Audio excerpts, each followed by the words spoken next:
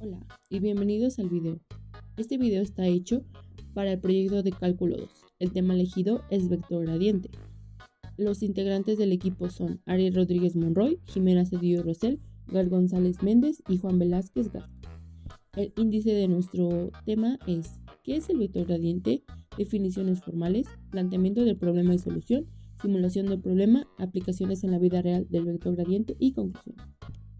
Para empezar, ¿qué es el vector gradiente? El vector gradiente es una herramienta matemática que indica la dirección y rapidez del mayor cambio de una función en el espacio multidimensional. Como podemos ver abajo, la notación del vector gradiente es el símbolo en habla. ¿Para qué sirve el vector gradiente? Daré 3 ejemplos sencillos. 1. Indicar la dirección del mayor crecimiento. Ejemplo, si estás en una colina, el gradiente te dice hacia dónde debes caminar para subir lo más empinado posible.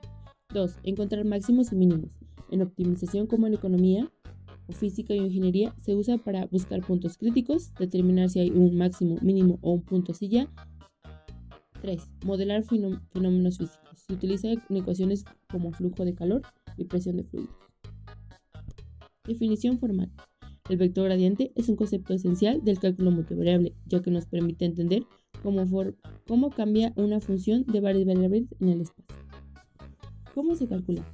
Primero tenemos que tener una función escalar, f de x, y, z. El gradiente se denota como nabla f de x, y, z es igual a las derivadas parciales de cada variable, o en notación de vectores, que sería lo mismo, solo agregando los vectores unitarios.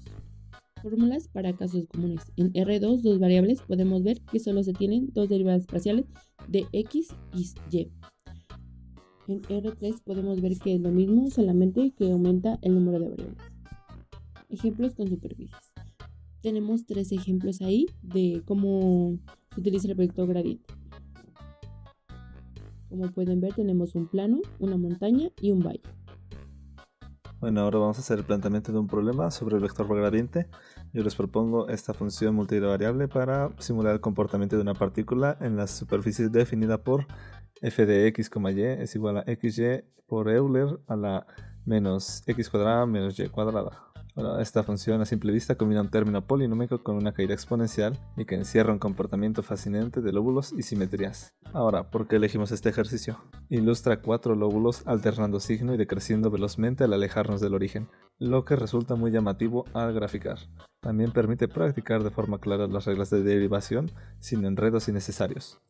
También su gradiente genera un campo de vector suave, perfecto para ver cómo fluyen las direcciones de máximo crecimiento.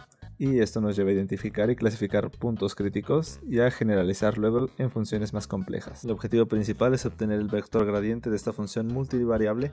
La estrategia que seguiremos es primero definir dos partes. En esta tenemos u de xy, que es igual a xy, y v de xy, que es igual a Euler a la menos r al cuadrado, si proponemos que r cuadrado es igual a x cuadrada más y cuadrada. Ahora vamos al cálculo de las derivadas. Para la derivada parcial de x de la función, tenemos derivada parcial de x de u, que sería igual a y, derivada parcial de x de v, que es igual a menos 2x Euler a la menos r cuadrada, y unimos ambas partes, lo que nos da la derivada parcial de la función, que es igual a y por Euler a la menos r cuadrada, menos 2 veces x cuadrada, y por Euler a la menos r cuadrada, o que puede ser lo mismo factorizando, y menos 2x cuadrada y por Euler a la menos r cuadrada.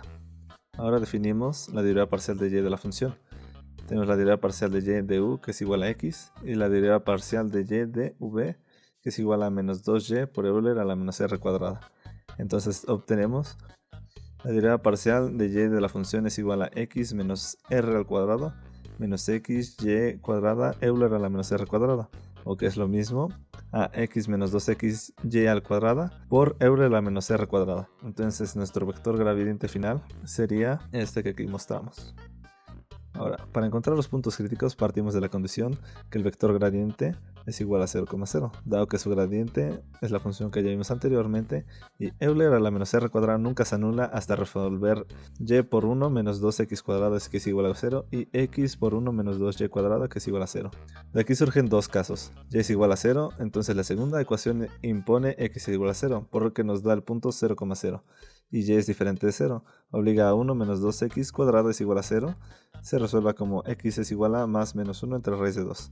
De manera análoga, x diferente de 0 exige y es igual a más menos 1 entre raíz de 2, generando 4 puntos en las diagonales. En total obtenemos 5 puntos críticos, el origen y las 4 combinaciones, más menos 1 entre raíz de 2, más menos 1 entre raíz de 2. Se realizó una simulación del campo y del vector gradiente en Python. Estas fueron las principales herramientas que se utilizaron. Lenguaje principal, Python por su versatilidad, visualización animada con Matplotlib y cálculos numéricos y generación de superficies con NumPy. Ahora les explicaré una parte clave de la simulación, la clase que representa la partícula que se moverá sobre la superficie. ¿Y qué contiene cada partícula? Cada partícula guarda su posición actual, x, y, z, y también otras propiedades importantes como q, su carga, la cual puede ser positiva o negativa y afecta al movimiento, dt, que es el paso de tiempo entre las actualizaciones, bx, by, que son funciones que representan la velocidad en x y y calculada a partir de las derivadas de la superficie, fz, que es la función que devuelve la altura z para la posición xy. Además, tenemos el método update, el cual se llama en cada instante de tiempo y calcula las nuevas posiciones x, y, así como su altura z utilizando la función fz. Asimismo, tenemos la clase Surface, que se encargará de generar y almacenar la superficie 3D que se va a graficar. En el código, esta clase guarda no solo la función f de x, y, sino también sus derivadas parciales. Por último, encontramos el método GenerateSurface, que genera todos los puntos necesarios para dibujar la superficie en la gráfica. Por último, encontramos la clase encargada de mostrar visualmente todo lo que está ocurriendo en la simulación.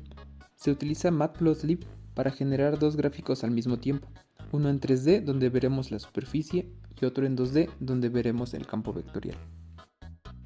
Al final nos encontramos con el archivo main que utilizará las clases para definir los objetos que utilizaremos en la simulación. Y con esto podemos ejecutar nuestra primera animación.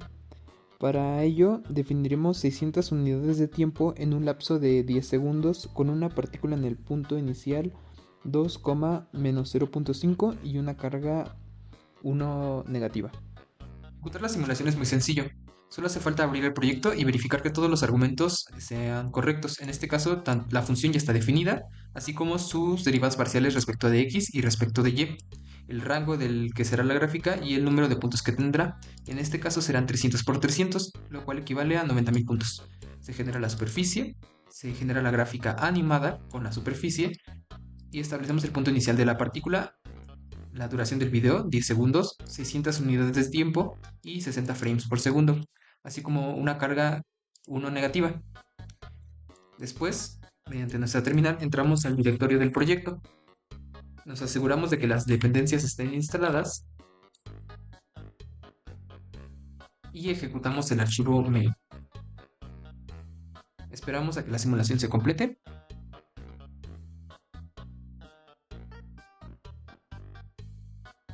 Y con esto la simulación estaría terminada.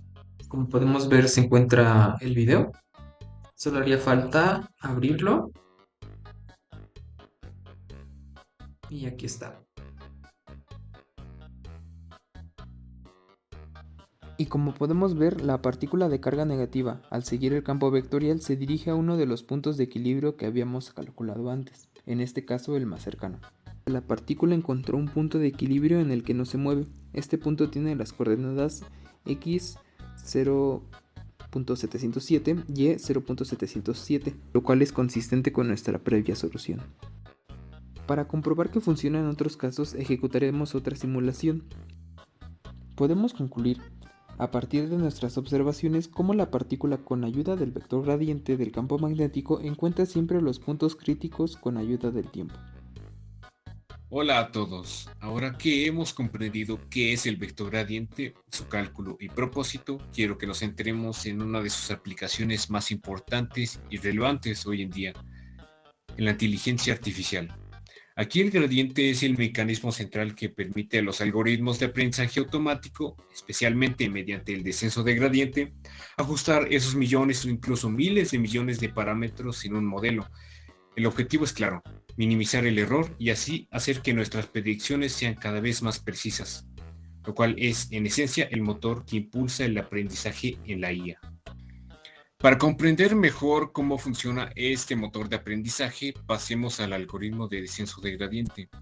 Su gran fortaleza radica en su simplicidad y eficiencia, algo crítico para modelos tan masivos como las redes neuronales profundas. Siguiendo la analogía de la colina, en cada paso el algoritmo opera así. Primero, calcula el gradiente, que nos indica la dirección más empinada.